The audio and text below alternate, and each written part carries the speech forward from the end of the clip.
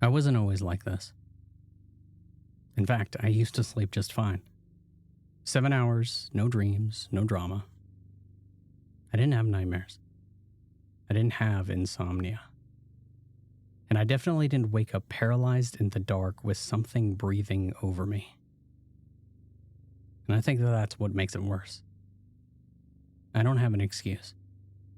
I don't have some long history of mental health or trauma that I can dig up and point to and say, there, that's why this happened. I'm just a guy.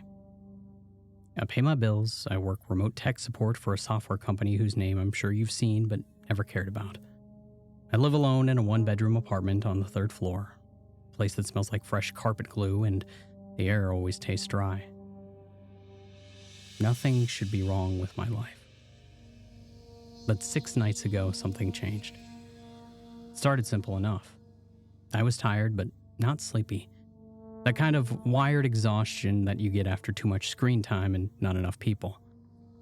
I remember laying in bed and thinking that it felt unusually quiet. Like the walls were padded. Or like the whole world was holding its breath. The silence was the first thing that I noticed. The second was that I couldn't move. I've read about sleep paralysis before. Hell, I even joked about it once. Oh, that must have been your sleep paralysis demon. The kind of line that you laugh about on podcasts and Reddit threads. A funny way to describe a hallucination. It's not funny when it's happening to you. My body felt nailed to the mattress, arms locked at my sides, chest so tight I wondered if I'd stopped breathing altogether. My eyes were open. I know that much. And they were pointed at the foot of my bed. And there was something there. At first, it looked like a stain, a blob of shadow denser than the rest of the room. But as my eyes adjusted to the dark, I saw limbs. Long, coiled limbs that bent the wrong way, like broken branches. Its head hung low, like it was too heavy for its neck, and its chest didn't rise with breath. But something inside it was moving, squirming, turning.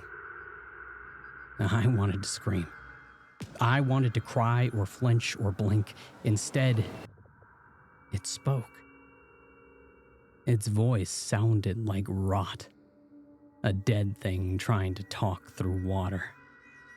You have 6 rules. Break one, and I'll peel the skin from your soul. And that's when I woke up. If you can call it that. My body snapped free, lungs gulping air like I'd been drowning, and I checked the time. 2:41 a.m. And next to my alarm clock, right there in the nightstand, was a piece of paper. I didn't remember writing it.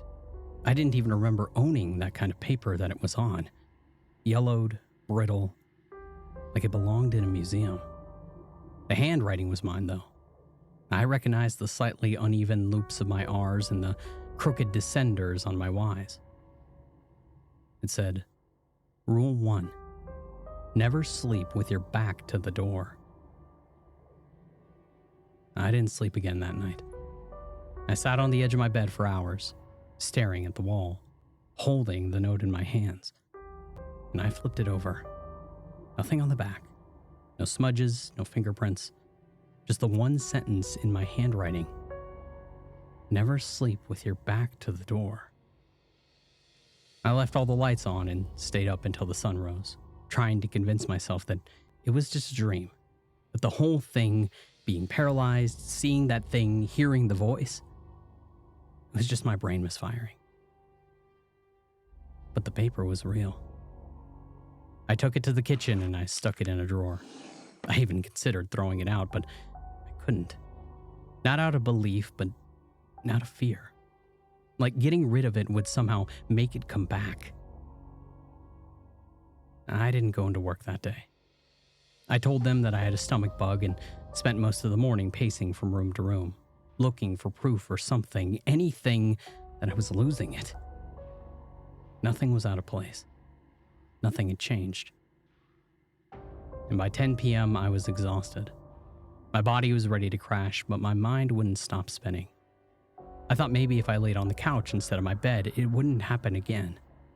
I even turned on a documentary, something about forgotten monarchs and exile. But I didn't hear any of it. I just stared at the TV until the screen started to blur. And I don't remember falling asleep. But I remember waking up. Same paralysis, same stillness. And this time I was face down, my back to the door. There was a pressure on the mattress. I felt it. Like a second weight shifting, something crawling onto the bed behind me. My eyes were wide open, but all I could see was the arm of the couch and the edge of the floor. And I felt breath on the back of my neck, cold and wet, like someone exhaling through a mouthful of ice water. "You broke the rule," it hissed. The next sound wasn't a whisper. It was a clicking. Hundreds of clicking noises, fast and dry, like beetles crawling under skin. I couldn't move, couldn't even blink. All I could do was listen. "First time's a warning, but every mistake counts." And when I finally snapped awake, I bolted off the couch and nearly slammed into the coffee table. The paper from the drawer was lying on the floor in front of me like it had followed me. And the second line had appeared, just beneath the first. Rule 2. Do not speak your name aloud after midnight. I couldn't stop pacing. My apartment is small, just a living room, a kitchen, a bathroom, and a bedroom. But I still wore a groove in the cheap laminate floor, walking back and forth. I didn't want to test the second rule. I didn't even want to say my name during the day, let alone after midnight. And the more I stared at those words, the more I felt like they were infecting my thoughts. Like they were sinking into the walls. Like my name had become dangerous. I unplugged the smart speaker, covered the clocks, hid my ID. Every time that I even thought about saying my name, I bit my tongue. And that night I lay on the bed, facing the door this time, and clutching a pillow like it could anchor me to the world. And I prayed that it wouldn't come back. But it did. It always does. And this time it didn't crawl or perch. It stood, looming in the corner of my room, its shape almost too tall for the ceiling. Its arms were longer now, or maybe they just reached farther than they should have. And its face, if you can call it that, was twisted in a way that made it look like it was trying to imitate a smile. Like it had seen one once, and was doing its best to replicate it with torn flesh and empty sockets. I couldn't move, couldn't scream. It raised a long finger to where its lips might have been. "You're learning." And then it whispered my name. My name. I didn't speak. I wanted to scream at it, demand how it knew, but I remembered the rule. The second rule. The one that said not to speak it. And it started repeating it over and over, like a chant, like it was daring me to break. "Say it," it crooned. "Say your name, and I'll show you the thing wearing your skin."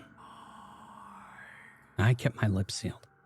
I don't know for how long it went on for, but when I finally jolted awake, my mouth was bleeding. I'd bitten into the side of my cheek so hard that I had torn through it. There was blood on my pillow, and the list had grown. Rule 3. If you see yourself in a mirror, look away. One of you is lying. There's something about mirrors that's unsettled me even before this started. Maybe it's the silence in them, the way that they hold still when the world doesn't. And now I was terrified of them. After I read the third rule, I got up and covered every reflective surface in my apartment. Sheets, towels, duct tape. I even unplugged the microwave and laid a t-shirt over the TV. I didn't want to take any chances. Not with the rule that felt like it came from some place older than fear. If you see yourself in a mirror, look away. One of you is lying. It echoed in my head all day. One of you is lying. What the hell does that mean? Was it metaphorical? Was it literal? And by afternoon, I had started second-guessing every reflection. I thought I saw movement in my phone screen when it was off. I caught a glimpse of something in the window, just a flash. But it was me, standing still while I walked past. I turned my head fast, too fast. I got dizzy and I threw up. And I didn't eat that night. I couldn't. I sat in my bed, shivering, the note on my nightstand now smudged with blood and sleep sweat. I watched the door. It was like waiting for surgery. You know what's coming. You know it's going to hurt. But you can't stop it. It came at 2:13 a.m. This time the room shuddered.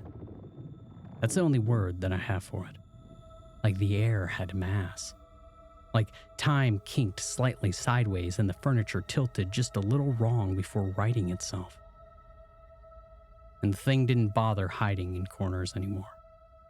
It crouched beside my bed now, staring at me, inches from my face.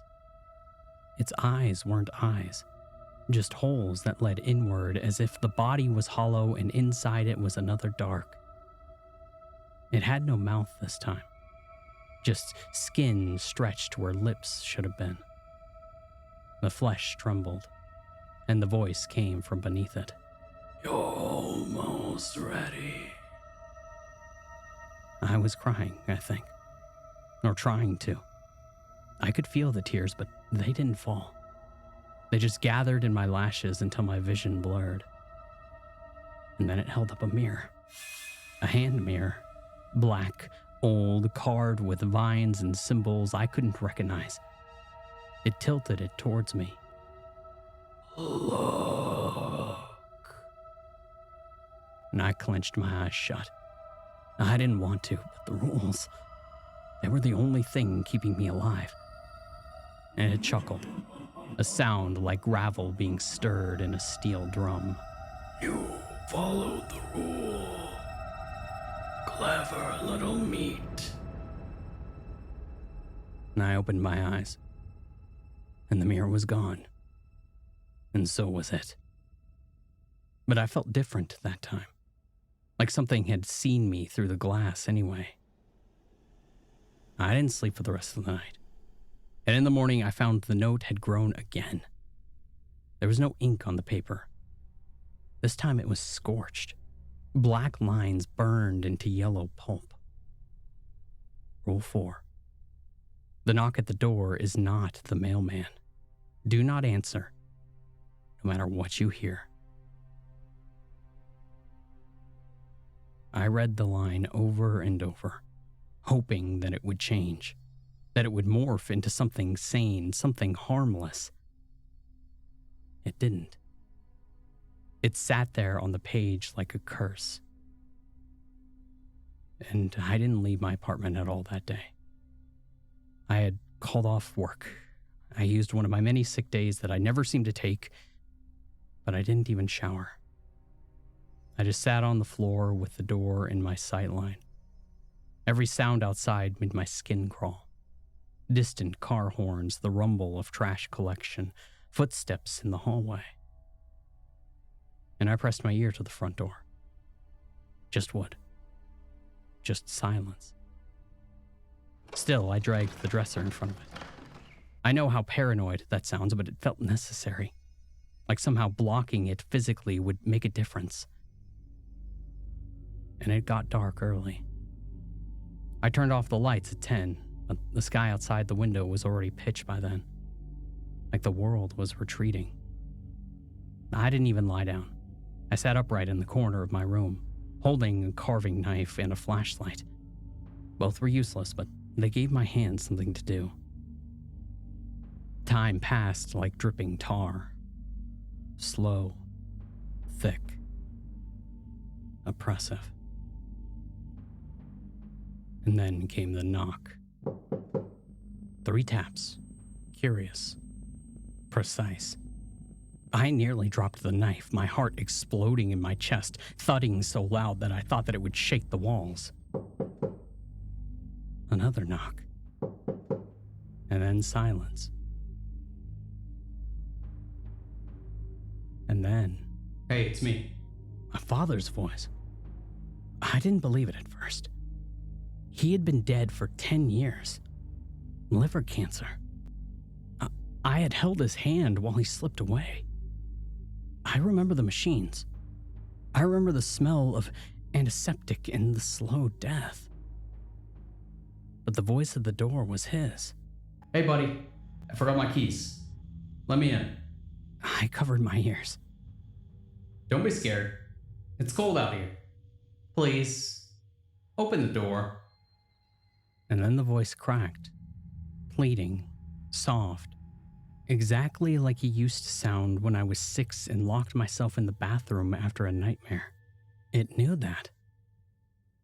It knew that.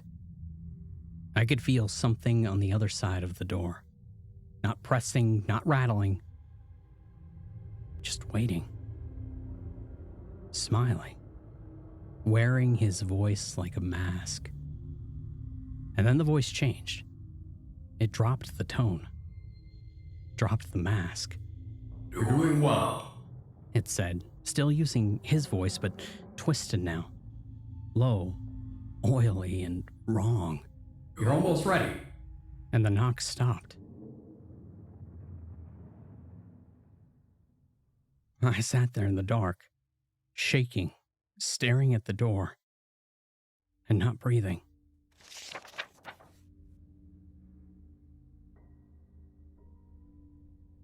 When the sun finally rose, I didn't feel relief. I felt empty, like something in me had been hollowed out during the night. And I checked the list. Another rule had burned its way onto the paper, curling the edges. Rule 5. You may feel teeth in your bed. Do not check. Do not scream. They're not yours. It was different now. The fear. The first few nights had been panic, raw, chemical terror. But by night 5, it was quieter, cooler, like the fear had hardened into something heavier, something that I couldn't shake off. I moved like I was underwater, ate nothing, spoke to no one. I wasn't even answering work emails anymore. My phone buzzed once or twice a day and then fell quiet again. I think people were starting to forget that I existed. I had unplugged everything in my apartment, turned off the breakers, even the fridge. I wanted silence. Pure silence. Because I didn't trust the sounds anymore. The electronics whispered when I wasn't looking. The white noise of the fridge hummed a song that I swore had my name in it. I stripped my bed to the mattress, threw out the sheets, slept in jeans and a coat on the floor under the window, wrapped in a towel like a makeshift shroud. And still I feared what would crawl beneath me. The rule lingered in my mind. You may feel teeth in your bed. It didn't say what kind of teeth. It didn't say where they would come from. Just don't check. Don't scream. They're not yours. I almost laughed. Like it was some cruel prank. Some cosmic dare. Don't scream. How do you prepare for something like that? And that night I didn't sleep. Not really. I drifted in and out of dark places, never sure what was dream and what was waking. My body hurt and my eyes burned. And at 2 a.m. I passed out. frozen again. Not in the bed, on the floor, back flat, facing the ceiling. Couldn't move a muscle. Couldn't twitch a finger. My eyes scanned the room as far as they could see. Just the windowsill, the lamp and the ceiling fan spinning slowly despite the breaker being off. And then I felt it. Pressure. Tiny cold points beneath my thighs. Dozens of them. Maybe hundreds. A shifting pattern of sharp edges. Like something was writhing under me. Something alive. Something filled with teeth. They started to move. The points dragged against the back of my legs, pressed gently, not to pierce, but to test. Like they were feeling for weakness. Mapping the curves of my flesh.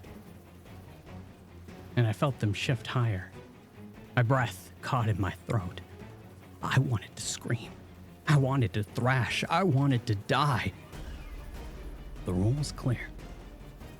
Don't check. And don't scream. So I bit down. Hard. Harder than I ever have in my life. My molars cracked something in the back of my mouth. I tasted blood and enamel. The things beneath me pulsed. They retracted. The pressure vanished like it had never been there. And slowly, agonizingly, I could move again. And when I sat up, I looked around the room. There were no teeth. No blood. Just me, hunched and sobbing on the floor in a towel cocoon like a lunatic. And that's when I heard the voice again. It wasn't in the room this time. It came from inside my head, like it had tunneled in during the night. You're almost free. Only one rule left. I didn't want to see the list again. I already knew what would be written there. But I looked anyway. The paper was black now, as if charred in flame but untouched by heat. The letters were etched in deep, carved like bone markings. Rule 6. Before sunrise, you must take your own life. If you fail, you'll never wake up again. I stared at those words for a long time. The paper was warped now, curled at the edges like it had been burned from the inside. My handwriting was still there, shaky, slanted, but the words no longer felt like mine. They felt dictated. I wish I could have slept after reading it, but I didn't. I didn't cry. I sat on the floor beside my bed, legs folded, the knife beside me, watching the sky through the window. The stars were gone tonight. Just a void out there. No clouds, no moon. Nothing. Everything was too quiet. That was the first thing that I noticed. No traffic, no wind. Even the fridge had stopped humming days ago. But this silence felt heavier. Like the world had turned itself off and left me behind. At some point, I started to hear breathing. Not mine.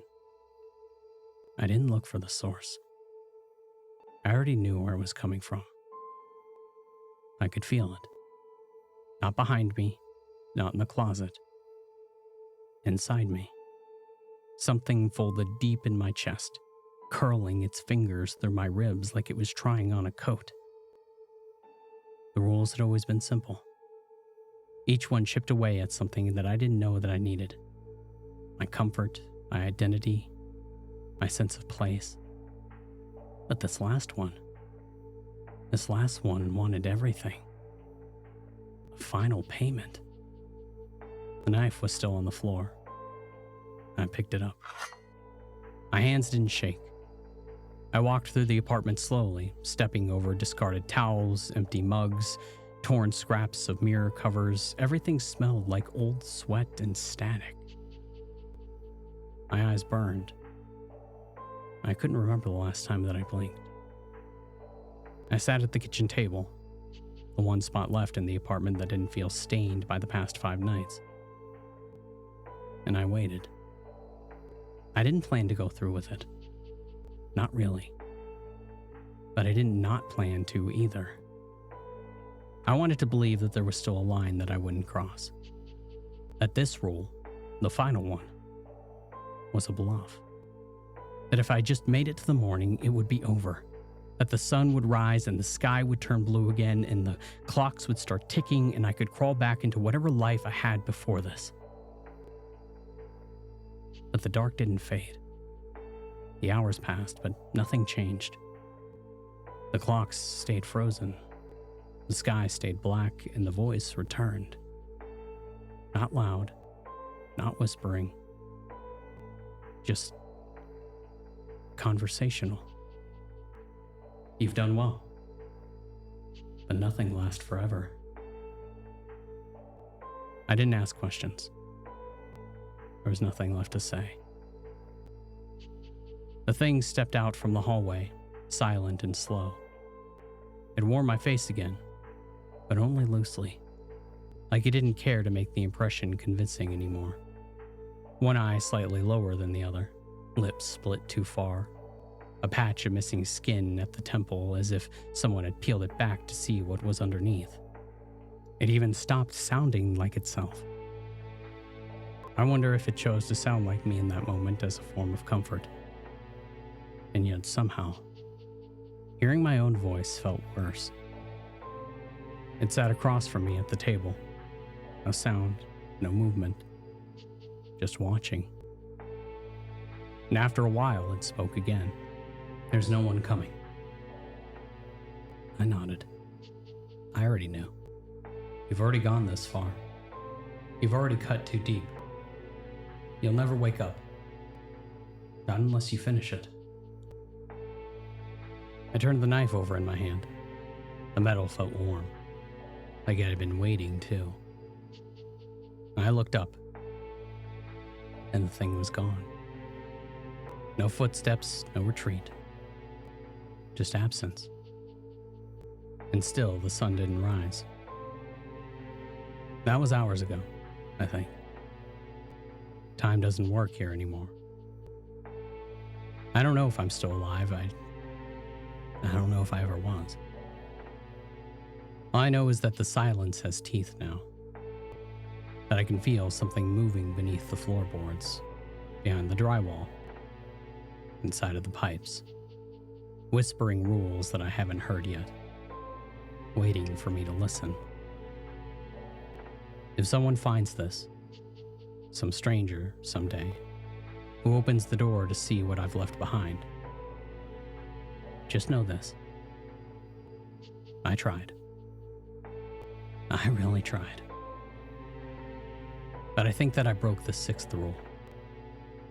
Because I didn't do it. I didn't die before sunrise. And now, I'm still here. I'm always here. And I'm never going to wake up.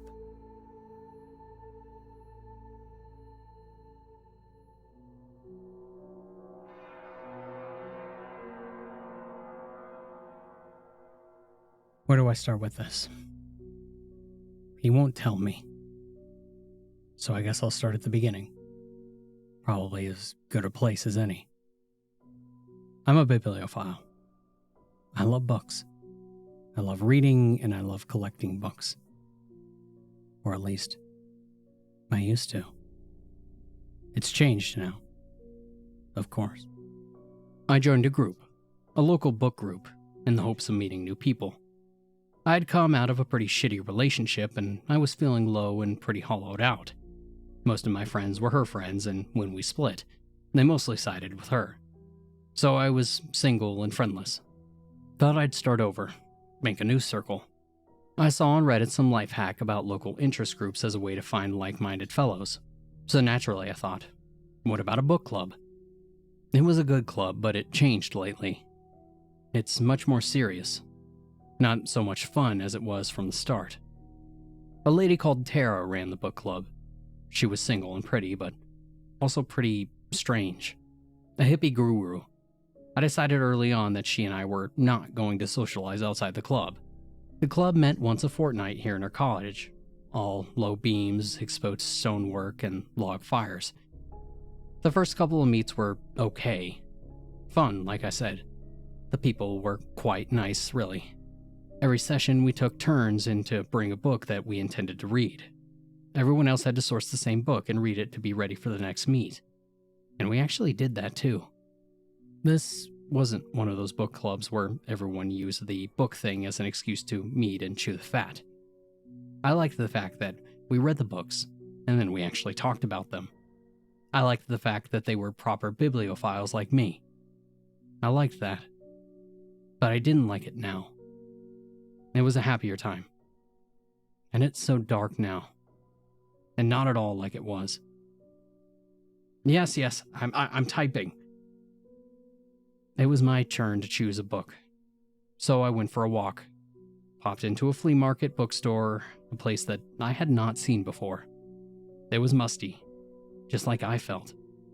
Downstairs was local history, upstairs was fiction, hobbies, and children's literature. The staircase between floors was open plan and turned a corner halfway. Here was a half landing, and a bookcase marked Hysteria. I have a look. Weird books about mysteries, magic, and miracles.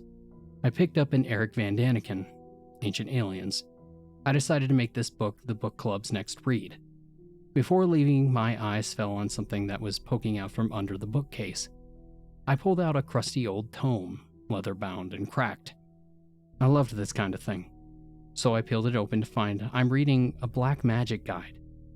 I buy the books, 50-page each, dog-eared and old, just the way that I like it. Next book club session is next evening. I take out the Van Daniken. This is our next read. And I get some groans. The old tome is in my bag and Steve spots it. Hey, what's that? I share the tome around and everyone has a look. And it raises some eyebrows, especially when Steve turns the back and unfolds a Ouija board. And I hadn't noticed. It was printed on the back cover, which was bifolded. Hey, what's this? Steve asks, and he shows me and the others. And it's a poem around the edge. Dost thou seek the mummer man, lurking in the Grimcrack land? What a gawk, that son of Pan! Let's haul him forth, let's drag him down. Let's speak together, a Chimbros clan, calling forth the mummer man. Let's say together that bacchanal, hoy, hoy, 2, 3, round and round. All fingers now upon the planchette. Speak again with voices dulcet. Mummer man, we call to you, lad. Come play with us, and make us glad. The group debate. Play with the board and intone the chant. Or not. I wasn't fussed. But Tara wouldn't. She was frightened. But the others are skeptics. Don't believe the mumbo-jumbo. So we give it a go with a grin and a laugh. Steve and me, and anyone who wants to join in. We put fingers on the planchette and recite the chant. And when we reach the last word, the planchette doesn't move, and nothing appears. I get bored and put the book away. We get on with the rest of the evening. Tara is tense, and I ask her what her problem is. There's nothing in the Ouija board, I tell her. It's nonsense. She's trembling, and I laugh. I tell her I'd go put the book in my car if it makes her feel better. She wouldn't answer. Annoying, so annoying. And I said, that's annoying. Hippie guru? It's a tiresome thing. We use her house, but she's a useless hippie. I can see him, she cries out. Who? The mummer man, she said. Tara's bullshit act, I called it. Yeah, okay. Someone clears the air with a smirk. Should we get back to the books? But Tara's not letting go. A quivering finger towards the door. He's coming. Oh, for fuck's sake, I have to concur. Horror movie cliches that embellish the terror drama. Attention seeking. Always the same. I take out my phone, camera on. "What are you doing?" asks Steve. "Getting the photo of the mummer man, what else?" And then everything changes. Clickety-clack. Everything changes lickety-split. Imagine you were living a life when one day you find a door to another world, but that world in reality is yours in a sham. Your life is delusion in rules and truths written by a liar whom you admire. Like watching your killer slide the knife across your belly, dipping the tip into the button, pushing, pushing so that everything sinks like a piece of elastic that shows the curve of space. See how the gravity sinks? See how the blood boils up? None of it is real. Only the pain is true. That is how I felt. You can buy my feeling if you like. 50 pages to you. I don't know what he is, but he's here now. Where Tara said he would. The hallway, dashing into the room. Small, shapeless, wrapped in brown, a wild mane and tiny feet flapping. His mouth is filled with sharp little teeth and a tongue like a swollen slug. He screams like a moon calf. His eyes bulge and roll as they land on us in turn. He claims us by name and wants his fun. And we scream too. Clamber up the backs of our chairs like chimpanzees, curse and trip in our haste to get the fuck away. He tears through the room and then goes through the other door. And we can hear him slapping as he runs. His screaming fades to a faraway mumble. Describe the sounds I made? A scream like a pig if you stuck it with a knife, sliced it sideways and bled it into a bucket. He's over me now, making me write. Sometimes in my head like a smell. I'd like to sleep, but he won't let me. He wants me to write, and then maybe he'll send me into a nightmare where we can spend some time alone. It's been a while since he first appeared in the night. Little goblin mummer man screaming his delight. We all ran for the door, some were giggling, all part of a wonderful hoax, a silly mask, a funny man playing the part by me and Steve probably. They hadn't seen the door to reality was open. The lie revealed. Tara was first. Skinny legs running, she knew the truth. She threw the door open, but no street or night. Only her bedroom. We were upstairs. Nobody remembered going upstairs. We wanted out, not up. We charged downstairs, and they were pale with the sick feeling. "What the fuck are you two up to?" Jim to me and Steve. I grabbed the front door and threw it open. Let me into the night, out, such sweet delight. But no. Tara stares back, and I'm in her bedroom. The others behind her staring at me. "What the fuck?" Jim scowls. Eyes so wide that I can see the fleshy red. There's mumbling, and I turn around. "Dost thou seek the mummer man, lurking in the Grimcrack land? What a gawk, that son of Pan. Let's haul him forth, let's drag him down." I'm in the living room at Tara's house, writing. It's very dark and cold. I don't remember how I got here. I suppose the mummer man delivered me. There's no way out, only in. The out was fake, never was, only this, only now. The dark, the cold, his mumbling sound. There's Tara in the corner, rocking like a baboon. He said that she looked like wood and pushed it down her throat. She has to look up now and she'll choke on her neck. He made her hurt with those hooks. She gargles like she's drowning in pig fat, but he won't stop. It's been days now, I think. I'm hungry, but what is food? All I know is typing, so you can read. Read it out loud if you like. It might make you feel. Now we're downstairs, walking with our chins down, a line of naughty children. He wanted the air to be so cold that our eyeballs would freeze. He'd pop them out and slip them in a cup and crack them like eggs with a silver spoon. Then he'd ask us one by one if we'd be so kind as to bite off our fingers and serve them on a plate. Tasty soldiers to dip in the goo. It's only a bit of blood, so please don't cry. You're spoiling the dinner for everyone else. He'd run in circles.